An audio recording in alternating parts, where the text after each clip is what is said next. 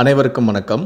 ரயில் பயணிகளுக்கு அதிர்ச்சி அளிக்கும் வகையில் தெற்கு ரயில்வே இன்று வெளியிட்டுள்ள 2 அதிர்ச்சியான செய்தியை பற்றி தான் நம்ம இந்த வீடியோவில் டீட்டெயிலாக பார்க்க போகிறோம். ஸோ முடிந்தளவுக்கு இந்த வீடியோவை ஸ்கிப் பண்ணாமல் முழுமையாக பாருங்கள்.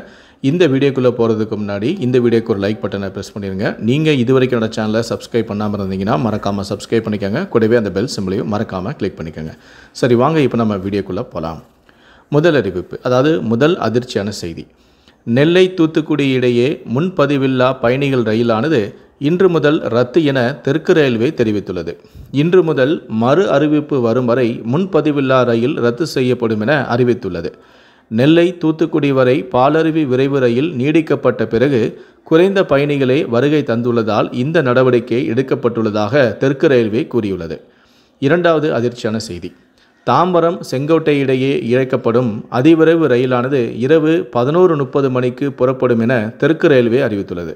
பராமரிப்பு பணி நடைபெற உள்ளதால் இரவு 9 மணிக்கு புறப்பட இருந்த இந்த ரயிலானது 2.5 மணி நேரம் தாமதமாக 9 மணிக்கு பதிலாக இரவு 11:30 மணிக்கு புறப்படும் என தெற்கு ரயில்வே அறிவித்துள்ளது.